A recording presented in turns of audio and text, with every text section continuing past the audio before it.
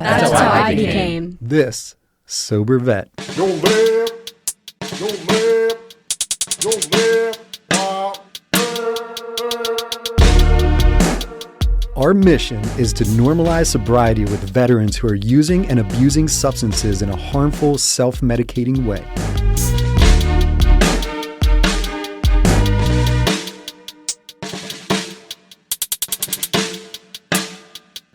All right, welcome to This Sober Vet. I am your host, Joe Urick, and I am joined by Dr. T. And if no one told you yet today, sobriety looks good on you. What's up, Dr. T? How are you? Hey, I'm doing well, Joe. How about yourself? How's it going today? Another day sober. I cannot complain. That's what's up. Good for you. I think these people need to be therapized. So are you ready? Okay, I'm ready. What you got? I got a question for you. How do you balance treating PTSD and substance abuse at the same time? Well, you know what? You treat both concurrently. You want to stabilize first, then process trauma while supporting sobriety. Okay, there you go.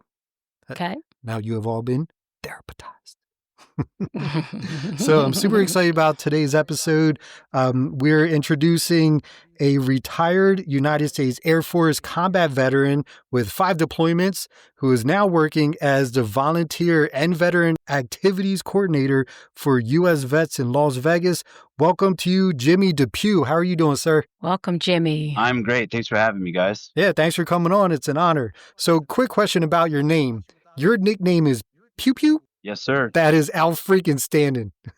Yeah, I mean, on my name tape, it was because I have a capital P, so it was a uppercase D, lowercase e, capital P-E-W. So I'd always say Big D, little E, Big Pew.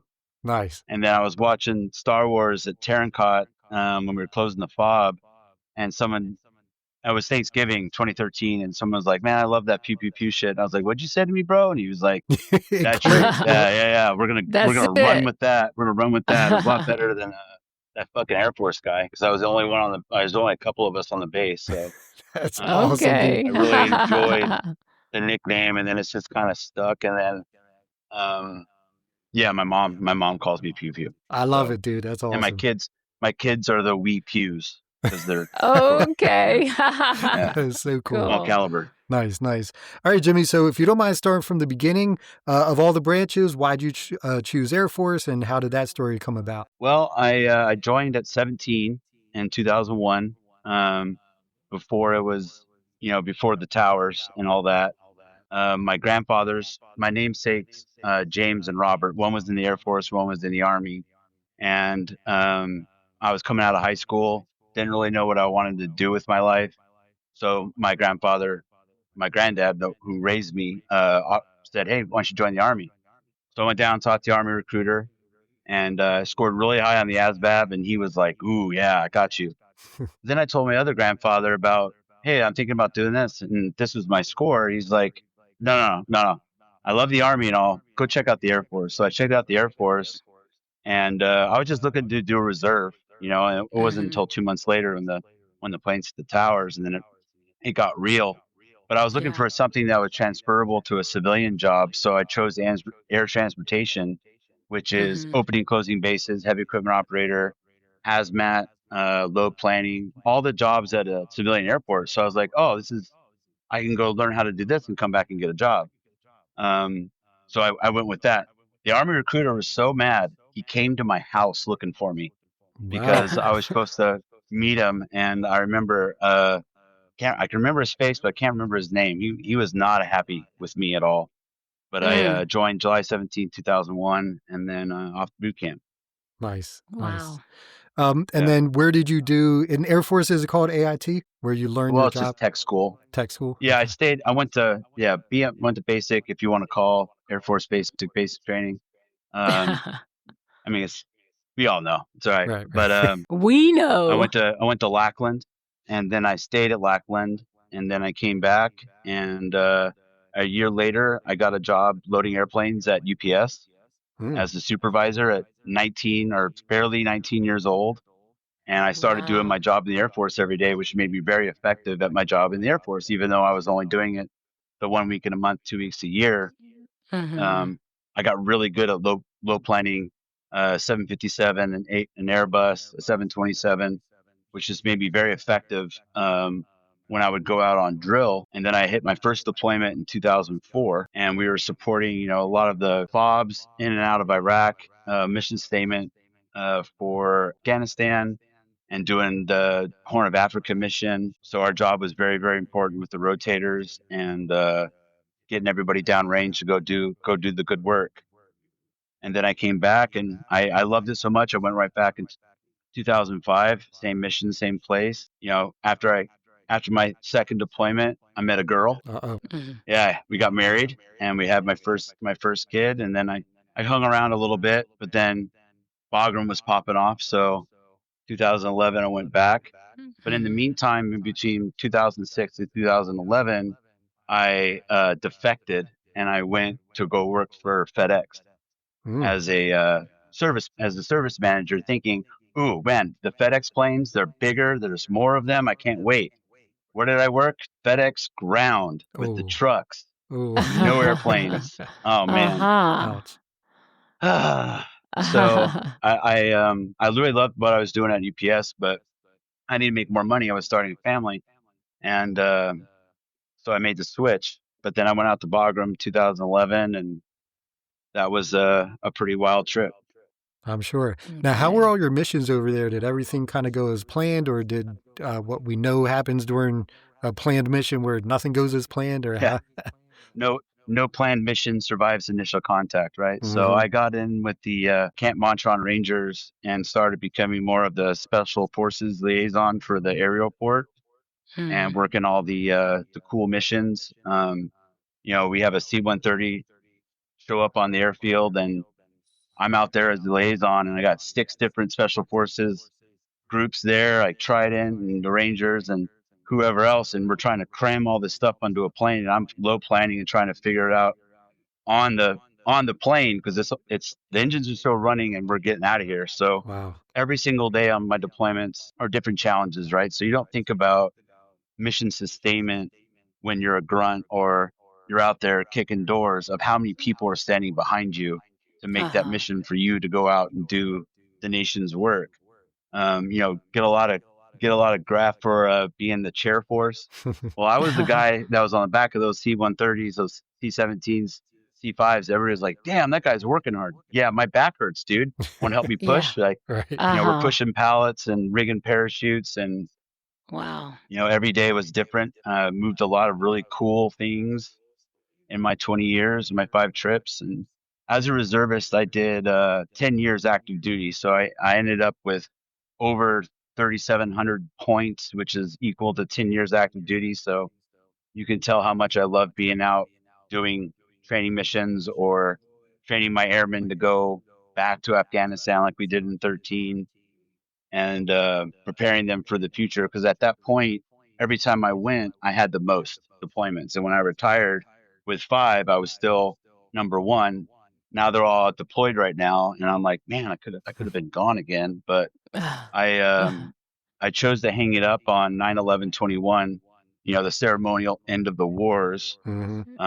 so I yeah. could spend some time with my kids. I missed a lot of their childhood, them growing up. I'm So sure. I'm sure. Right. Now, with that job, Right. yeah. was there ever a moment where you just kind of paused and looked around and was like, wow, like this is what I signed up for. This is awesome. Yes, definitely.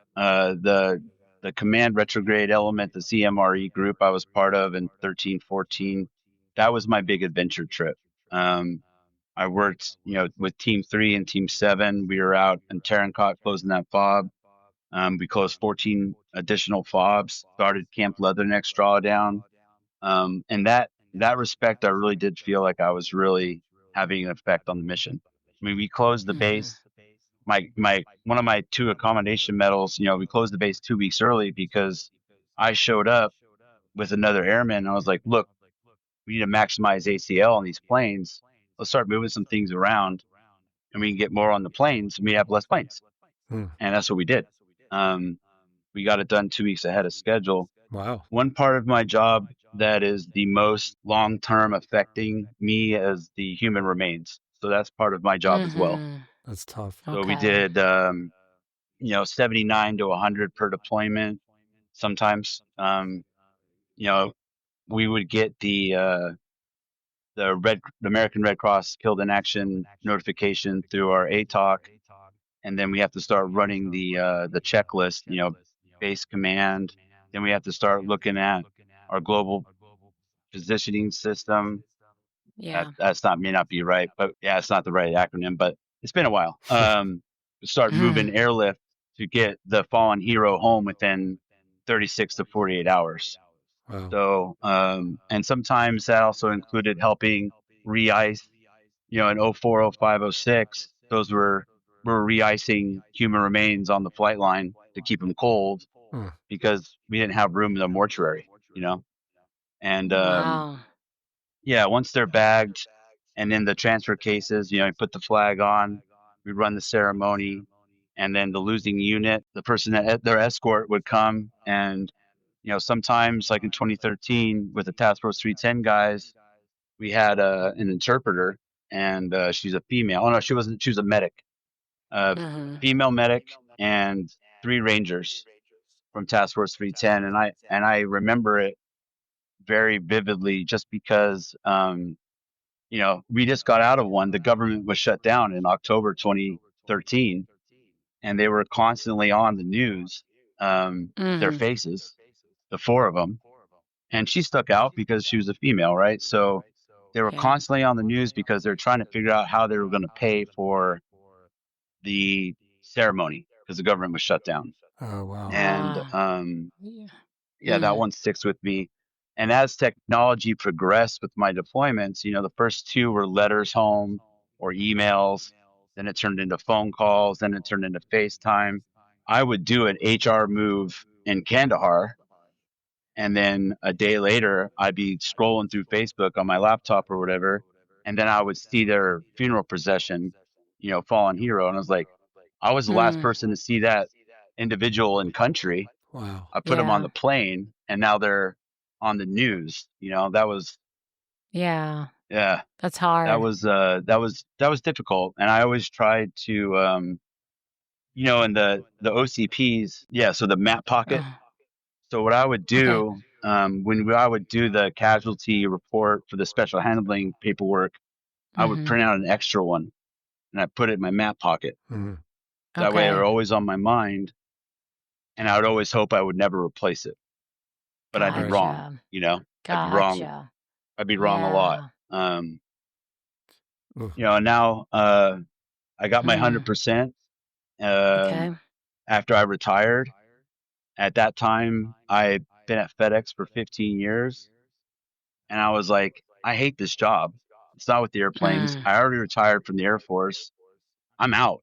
I gave him a year, and I walked away from a high level position with FedEx and spent a year at home doing video games and hanging out with my kids. Nice. And then my Okay. best friend in the Las Vegas veteran community, Lester, calls me and says, "Hey man, I got the job for you."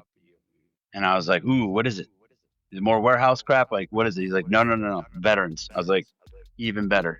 So I came down here and I got hired October 1st, 2023. Attention veteran entrepreneurs, we've got a special announcement just for you. Marathon Business Advisory Services is proud to present a unique opportunity, a J-Dog franchise, veteran-owned and ready for its next chapter. Whether you're looking to own your first business or grow through acquisition, this could be the perfect fit. And the best part, it's completely confidential, with no cost and no obligation to explore the opportunity. Just reach out to Jay Calandra at j.calandra@marathonbas.com to learn more. Support veteran success. Build your future. Let Marathon guide the way. So hold on real quick. Oh, Before you wow. get into that, can we kind of back up a little bit, and can you discuss what your drug or drink of choice was and kind of how you got into that? I was just like everybody else on their post deployment questionnaires, very truthful. I was Not. definitely self-medicating. Yeah, no, I wanted to. Yeah. We all lied. We wanted to keep going. Of course. Like I don't want to Right. get not worldwide qualified. I joined the military, eventually to deploy. If I can't deploy, then what's the point of me being there? Right. I drank a lot of Jameson, a Mm. lot. of Jameson. Okay. So Okay. much the fact that my son's middle name is Jameson. Wow. Yeah. And when I split with his mom in 2015, I really got deep into it. And then Okay. it was time to, you know, sober up for a deployment because in my 2004 deployment, I was 21 years old and I felt like crap those first couple weeks. I live in Las Vegas. You know what I was doing at 21. Mm-hmm. I was clubbing and having fun. I didn't know that I was going through withdrawals. I had no idea. Like, man, I feel like crap. I must have Wow. the crud or what everybody else has from the deployment. No, it Yeah. was alcohol withdrawals. Mm-hmm. I Yeah. had no idea until I got older, and I was like, wait a minute, that makes sense. Mm-hmm. Wow, definitely self-medicating. Never really started dealing with the traumas of deployment. I caught a rocket in 2011 at Bagram, May 9th, after we killed UBL. Okay. It was every single day we were getting lobbed, and pretty sure it was a 107 Mike. Went through a Connex, skipped off the ground, went through a 2-inch thick sealed door of the loader that I was driving, and I don't remember how I got to the bunker. Jeez. Dislocated my shoulder, and yeah, all that considered, the VA and all of its wisdom gave me 90% on my initial claim. Wow. Yeah. I was, Yeah. You were blown What? up. Jeez. Yeah. what are you talking about, bro? Right. Right. Yeah. Ugh. So I got my 100, but yeah, Jameson was like water to me. When I was going through the real thick and thin of my divorce, Mm-hmm. you know, I was drinking a bottle of Jameson a day. On my way home from work, I'm not proud of it, but um, 2 of my 4 suicide attempts were during that time as well. Mm. And Okay. I don't have any more guns in my house. My sister has held my rifle for me for 10 years. It's been in her gun safe. So Okay. I choose not to have that around. I have a bunch of fake ones though. Like I got this little I guy. saw ya. Hey, look at Yeah. that. Nice. My fidget spinner. Yeah. I wouldn't be pew pew Uh-huh. without Pew this, pew. you know. Nice. And then when I go out for my my pigeon patrols with my Mm-hmm. gel blaster, and I even put a sling on it. Nice. You know, so I got my gel blaster. Oh, look at that. That's cool. Yeah. Nice. So I take out the Okay. pigeons. Nice. There So you go. those are Gotcha. the only guns I have are fake ones. You know, Nice. Mm-hmm. Smart move. with a name like Pew Pew, everyone thinks I'm this big gun nut, and I'm a great shot. I have my marksman and all that stuff, but yeah, I just don't have any. Yeah. Take us through your journey of sobriety.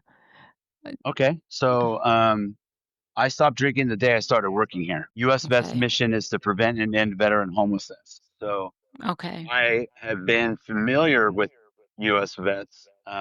Right when I first quit FedEx, same buddy Lester said, "Hey, there's a job fair. You should go down and see what they got. It's at U.S. Vets." I am from Las Vegas, and I had no idea what this organization was. Driving past this big orange at the time building my whole life, and never knew what it was. So I showed up, and I looked around. I looked at all the careers, and I was like, no, I don't want to do any of that. I want to work here. So how do I get to work here? So I met a gal. She's been really instrumental in helping me out with a lot of stuff. Her name's Haley. She runs one of our civilian programs. She is a Army captain in the reserves. She's Okay. fantastic.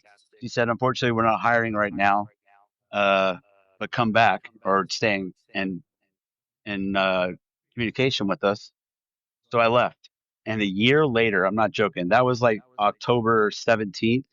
And a year later, October 1st and 23, I got hired here to work here. Wow. And Okay. as I started to kind of research for the interviews, kind of what the clientele were like, you know, a lot of people think the stigma of homeless people or people experiencing homelessness, oh, they're all just addicts or they're this, that, or the other. Well, that's not the truth. They just didn't have the right resources to help them in the time of Yeah. need, and they ended up on the streets. Yeah. Well, one of those things I knew was a barrier was alcohol and substance abuse.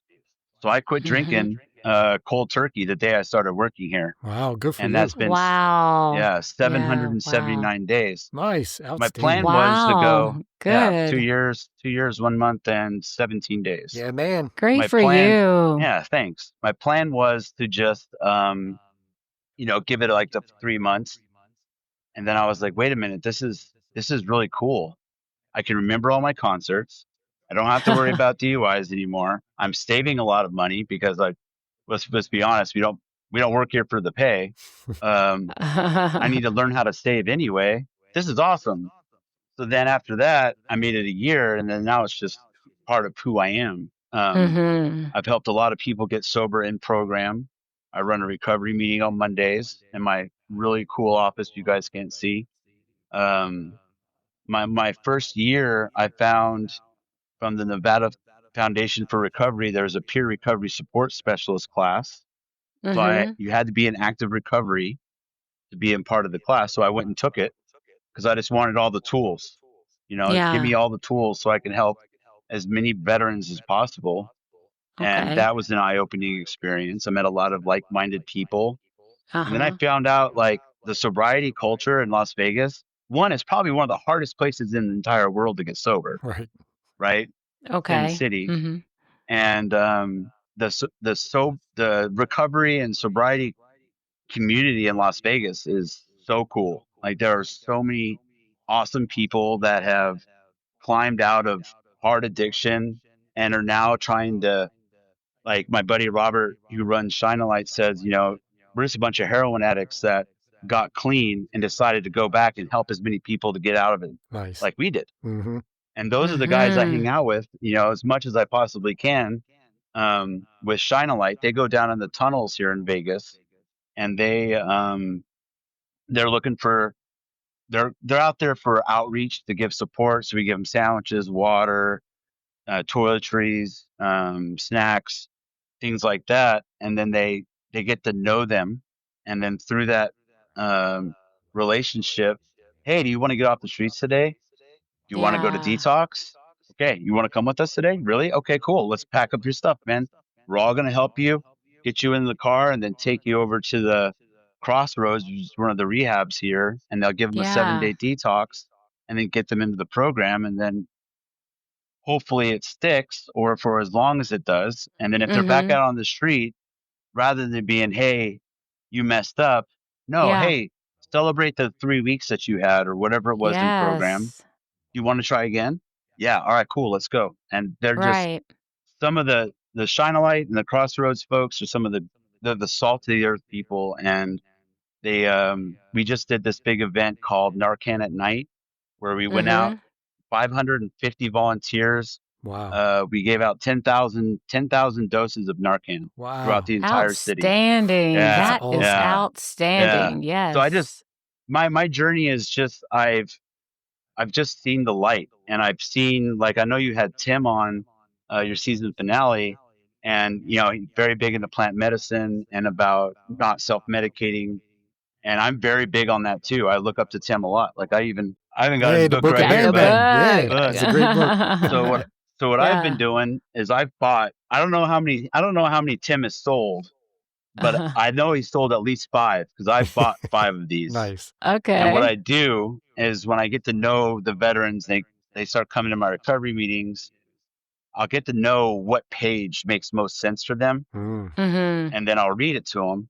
And if it connects, I'll sign right here and give it to them. that's awesome. So I've Okay. I've bought Tim's book Nice. just to give it away as much as I Outstanding. possibly can because there's so much good connection in there. A lot, Hmm. you know. I Yeah. love that, dude. That's awesome. So let's go That back to is. the rehab that you went to.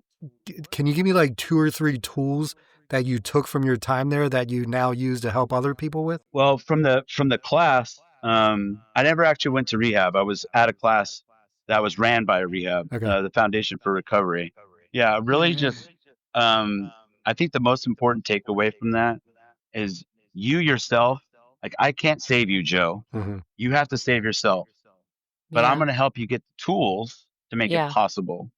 I'm going to show you it's possible through my example. And then, every addict and everybody's different with substance abuse disorder. Everyone's different. So I really take all the tools that I learned from that class and I suggest it to anybody. A PRSS class is amazing.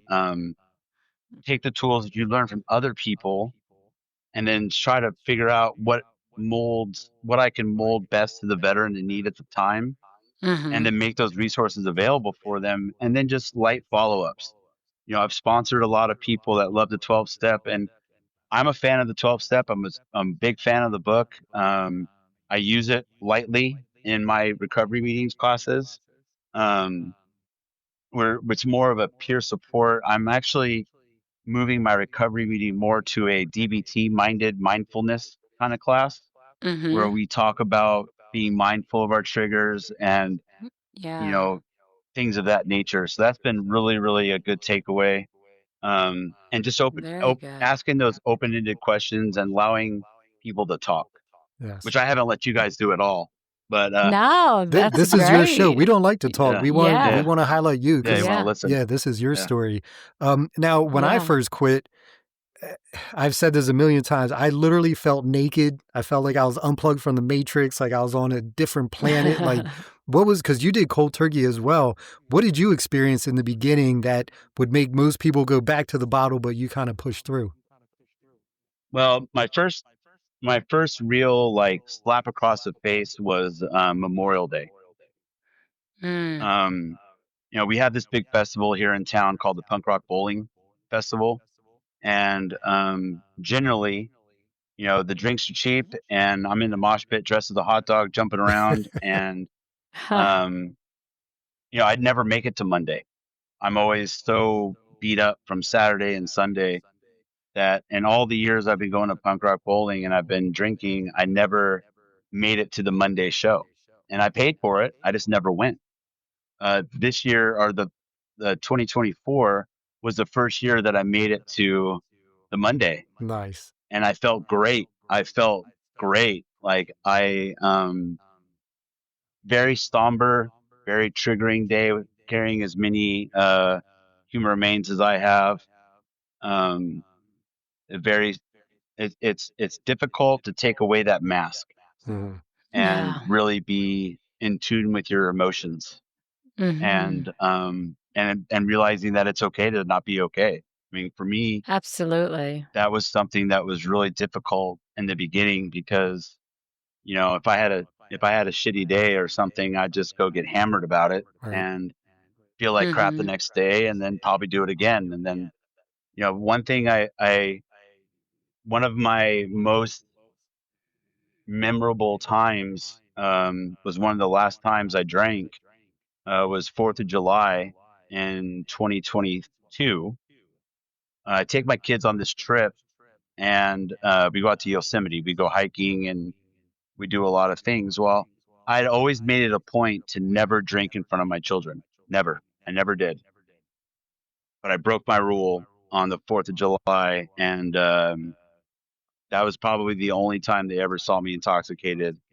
And that's the last time they'll ever see me intoxicated because I was a blubbering, crying mess. I Mhm. leave Las Vegas to get away from the combat of 4th of July, which here in Yeah. Vegas, it's everywhere. So for the last 6, 7 years, we've been going out to Yosemite because out there, at least it's controlled. Mhm. Uh-huh. Here it sounds like a deployment Yeah. sometimes, most of the time. Usually a couple of days before, definitely a couple of days after, definitely on the day. So I've always made it a point to leave town. At first, it was just us. And then I took a girlfriend at the time in 2022. And yeah, I'm not proud of that moment. It was a pretty low one for Mm-hmm. me. Mm-hmm. Um, yeah, That's I totally haven't really talked about understandable. that in a long time. Yeah. Yeah. That's definitely Yeah. understandable, but also the fact that you did deal with those soldiers to send them home, like it was an honor to be your part of that train of getting them back home, which I know it's hard to look at it that way because you're seeing the actual bodies, but thank you Yeah. for doing that because I mean you were making sure it was done Yes. right, and that is an honor to be a part of that, as tough as that is. Are you enjoying these stories of veterans totally rocking it with sobriety? Here at This Sober Vet podcast, we want to keep bringing these warriors' tales of triumphs to you. However, we need your help to make that happen.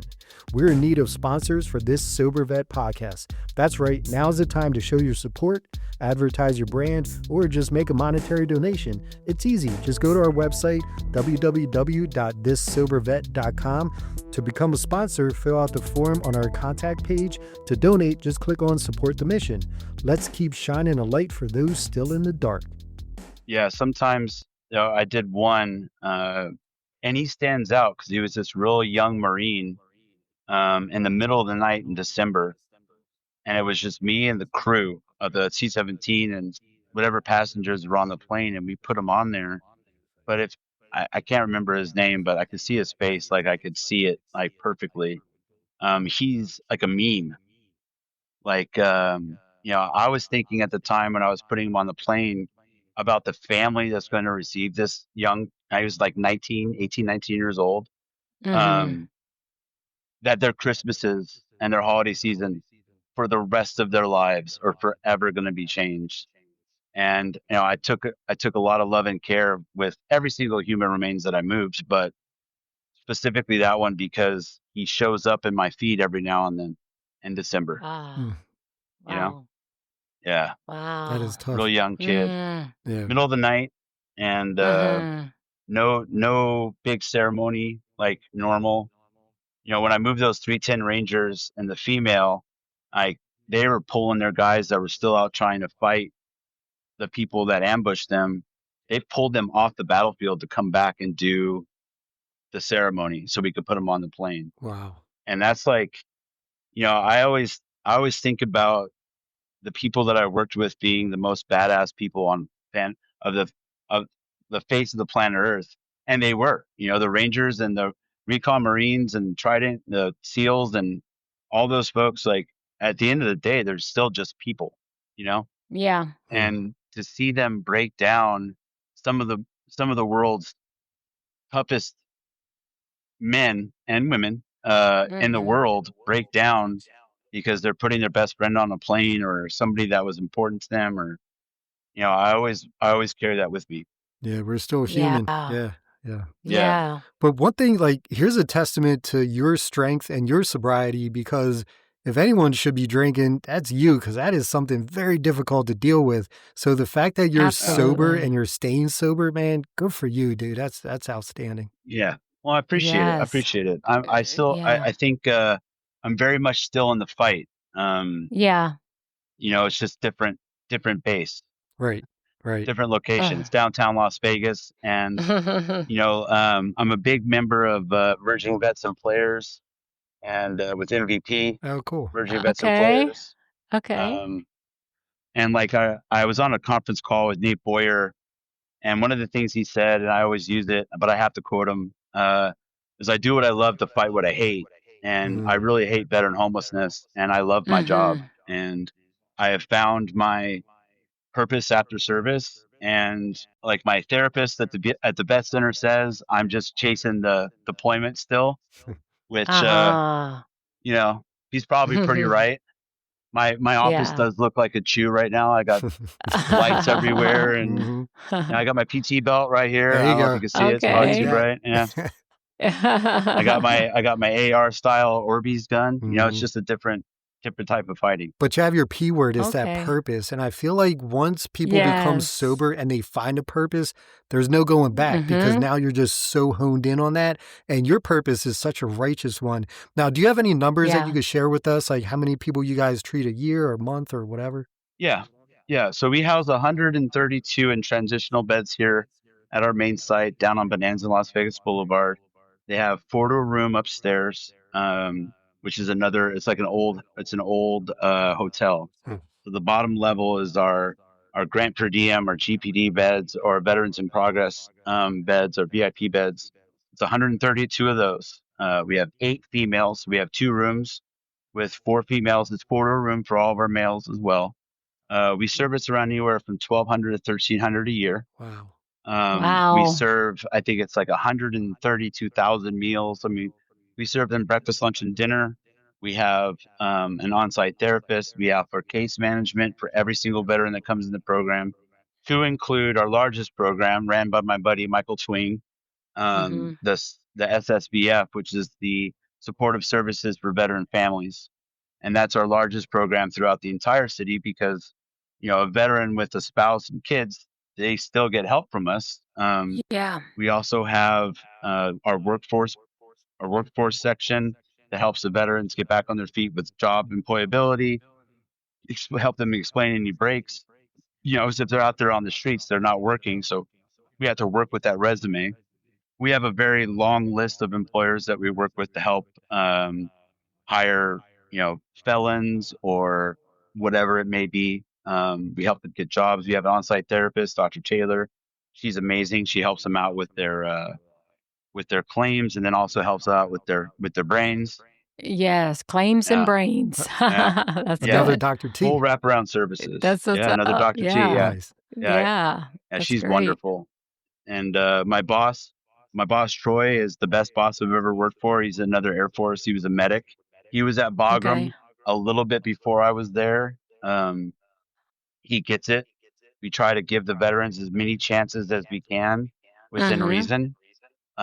Because a lot of people have always said no to them, Hmm. or Yeah. you're an addict, get out. Well, no, wait a minute. Let's figure out why.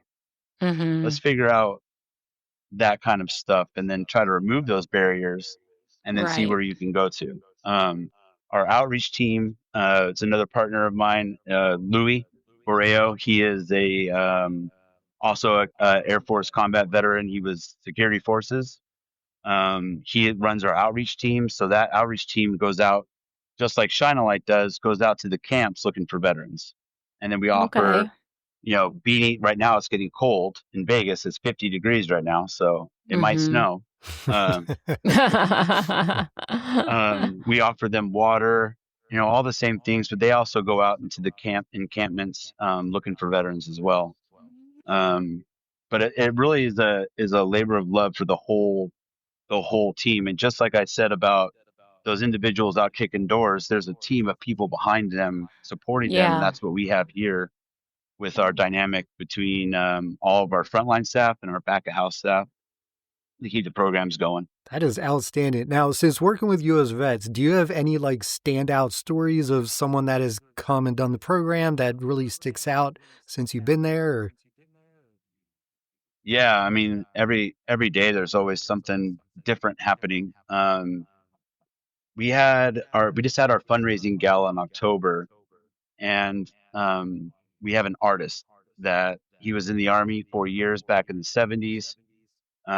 He got out, got himself into some trouble, and did a stint in prison for 30 years. So Mm. while he was in prison, he learned how to paint, and through all of that repetition, then he learned how to teach others how to paint, and then he started an art program. So at our gala, the veteran of honor was Stan, Nice. um, because Wow. he came into program after he got released from prison. He went and got a job, didn't have time to paint. I'm talking masterpiece level painting. And then he got out here and he found himself homeless. Well, he was at the hospital and they discharged him to us. So Okay. he got here. He heard that I was teaching a painting class. Told me that he was an artist. So I was like, okay, cool. That's neat. I mean, everybody says that. But then I got to know him, and then he started showing me his stuff that's on the internet. Because he started this art for prisoners program. So as soon as he got out of prison, he went back into prison to continue his art program. So now this is the man that I have with me now. And he showed up one day for me. I also run my own little nonprofit with a bunch of my punk rock friends, called Punks for Change. We show up, we feed, anywhere from 400 to 500 people, donations, food, all kinds of stuff. And he asked me about my upcoming event, and I said, "Yeah, can I volunteer?" And he was like, "I was like, yeah, you could volunteer. Show up." So he showed up, and he was like, "I'm here to volunteer." I was like, "No, you're not. I want you to sit right there. Here's some paper. Here's a pencil. Just draw. Just be a person. That's you Uh-huh. volunteering for me." Nice. So I'm going to grab it. Yeah, I'm going to yeah. run off camera for a second. Okay, you're good. Like a school number 2 pencil made that. Whoa. Oh my Ray gosh. Charles, that is Get awesome. out. Dude, look at Yeah. Get out. that. Is crazy. Isn't that wild? Just one number 2 pencil. That's it. That is Wow. great. Dude, that guy is super talented. He did this one too. Bob Marley. Bob Marley. Dude, look at his Yeah. hair. That's perfect. Wow. Wow. Yeah. Yes. Yeah, it's wild. Yeah, so I had this really cool painting class that we do, but through US Vets, he got housed. I gave him a paintbrush to get him painting again. We got him his rating. He has now moved up into permanent housing upstairs, and he runs my Okay. linen room, which is all my clothing donations. Nice. And all he wants to do is serve other people. I love He's it. like the nicest man. He's gentle. He's Yeah. patient, well spoken. He really helps a lot of the veterans here. And, you asked me of one story that stands out from Stan. I could go on for an hour. Just the guy Yeah. he's helped so many other veterans unlock something in their brain, in their hearts. Mhm. Just walking by him, you would never know, Wow. And, yeah, we're going to do a lot of damage together. We talk about it. It's like, I got you for life, buddy. You moved upstairs. He's like, I'm here for it, dude. I was like, Nice. cool. We're going to do this thing. So now we're teaching more classes at our other sites that we have here in town. And I haven't told him yet. And you guys, breaking news here first.